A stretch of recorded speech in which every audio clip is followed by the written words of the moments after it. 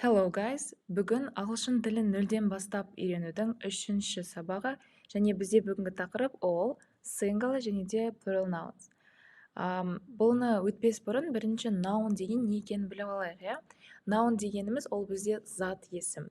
Зат есім, яғни адам, зат немесе жерлердің атауын айту үшін қолданамыз.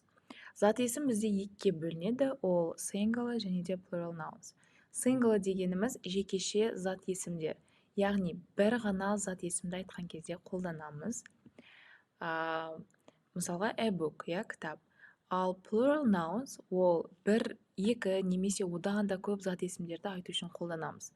Ол кезде қазақ тілінде бізде кітап, кітаптар болады, көпше түрде, то есть тар, дер деген сияқты жалғаулар жалғанады.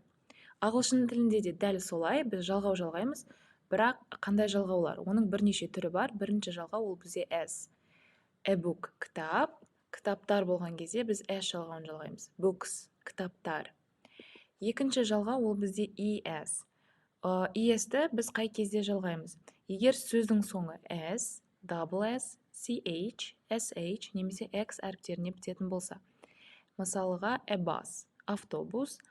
S-ға бітіп тұр, сондықтан es жалғаймыз. Buses – автобустар. Келесі, егер сөзіміз зат есім о-ға бітетін болса, о әрпіне, және оның алдында consonant sounds, яғни дауыссыз әріп болатын болса, дауыссыз дыбыс болатын болса, ол жағдайда біз es жалғаймыз. A potato – potatoes. Тағы да, егер о-ға бітіп, бірақ оның алдында vowel sound, яғни дауысты дыбыс болатын болса, ол жағдайда біз жай ғана s жалғаймыз. Radio – radius. Немесе сөзіміз y-ға бітетін болса, бірақ y-дың алдында consonant sound, яғни дауыссыз дыбыс болатын болса, y-ды алып тастаймыз және оның орнына es жалғаймыз. Мысалға a baby – сәби, babies – сәбилер.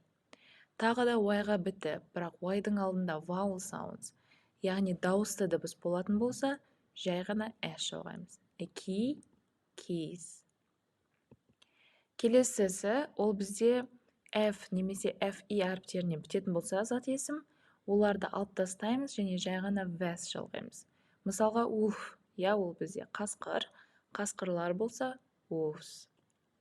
Немесе knife – пышақ, knives – пышақтар. Және бізде irregular nouns дегендер де бар, олар дұрыс емес зат есімдер, яғни бұрыс зат есімдер.